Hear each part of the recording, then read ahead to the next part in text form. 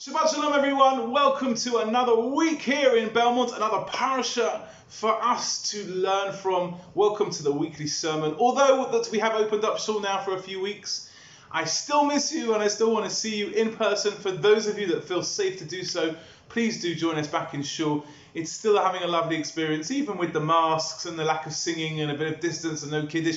Yes, all the fun there seems to have been taken out, but we've had some really nice services. And I really hope you'll think about joining if you can do so. Our parasha this week is the parasha of Reeh.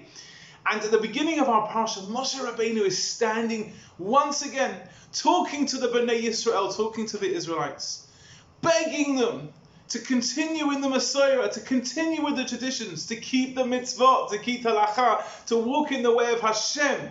And then he says, and make sure when you get into the land of Israel especially, which is just full of idol worship, ignore, remove yourself, push away. You don't want anything to do with that. We have God. We believe in Him. He is our Father in heaven. Put all your focus and energy into serving God and ignore that avodah zarah, ignore that idol worship that you will see everywhere in which you go. Because of course, that was the land of Canaan. That was the land of Israel at the time. And then he says, Ki im el hamakom asher yivcha Hashem. Stay away from those things, but only look at the place in which Hashem has chosen. Mikol shivteichem, from all the places, from all the tribes of Israel, lasum es shmoi sham. He has a place in which He places His great name. His sanctity rests in this place. Lishchenai sejushu, and you should search for His presence. You should search for God, l'shchina, to His presence in this world. Search for Him. Uvasa shama, and come there. So therefore God has taken a place, one place, and He has decided to rest His presence in that place. And you should seek out that presence, uvasa shama, and come there. And what would you expect the next sentence to be? And here is that place? No. What's the next sentence? Uvasa shama, and come there. And over there, when you get there, this is what you'll do. And there'll be sacrifices, and there'll be this, and there'll be that.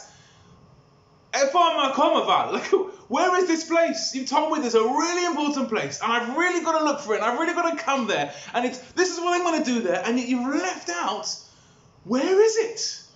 Surely just give me like the GPS coordinates. We rely so much on GPS. I don't know about you. I'm kind of in that generation where we didn't have it at my younger side of my life, but in the last sort of 10 years, we've come to rely on it. You sit in the car, and you could be going on a 3-hour drive. You put in the address. You've got no idea where you're going. You just drive and follow it and rely on it. But it's become essential for our daily living to have this functionality of the GPS. Where is it? Show me. Tell me how to get there. And this is missing from our pasuk. This is missing from the verse. There's a really important place you've got to come to, but no mention of where it is. Just tell us where it is on the map. Now, of course, we know the reference of the pasuk, the reference of the verse is the Holy Temple. The Holy Temple in Yerushalayim on Har Moriah. This mountain that would house the Temple Mount, that would become the focal point of Jewish life, practice and history for our people. Yet, its place is missing. So Ramban Nachmanides, he suggests as follows, Uvasa Shama, and come there. What's the there? How does he understand it? He says that we have to be able to come to Hashem's presence, not a geographical location, not a point on the map. Uvasa Sham, come to God's. So where's God's? Where is this place? Like the great Rebbe Mikotsk once said when he was asked, where is Hashem? And he answers, Hashem is where you let Him in. Hashem is, as the song goes, here, there, everywhere. That's where He can be found. He can be found where we open up our hearts and let Him in. And how do we do that?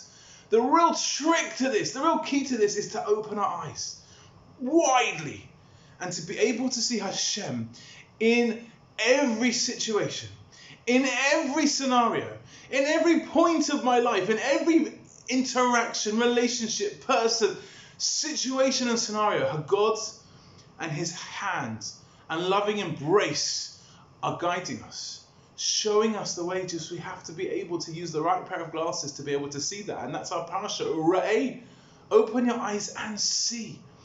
Because if we do that, we let God into every part of our lives. for the good and also for those difficult and challenging times as well. We have to be able to see their purpose, their reasoning. Why is this happening to me? That's a great question. I don't know, and I might never have the answer.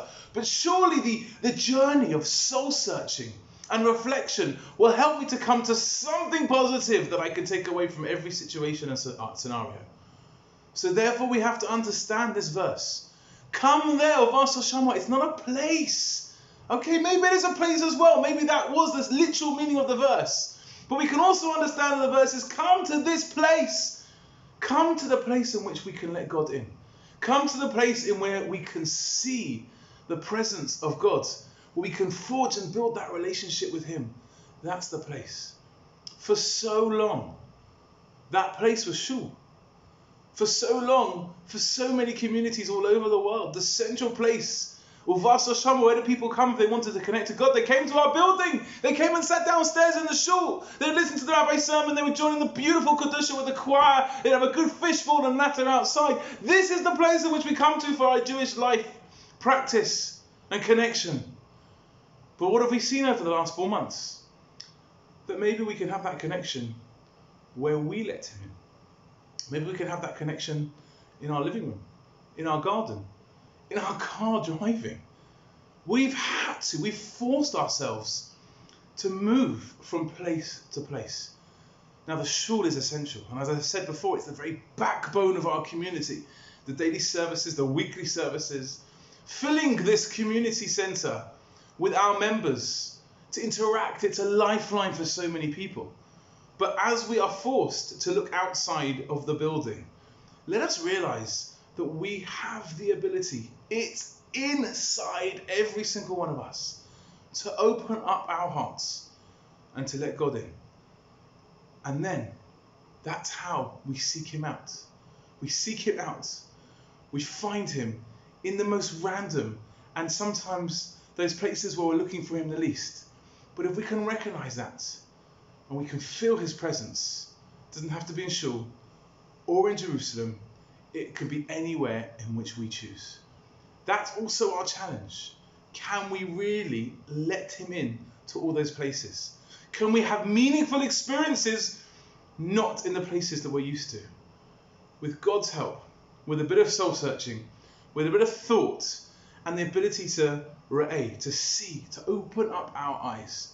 May Hashem bless us to seek Him out, to find Him in our hearts and have enriched Jewish lives. Be'ezrat Hashem, God willing, have a beautiful Shabbos.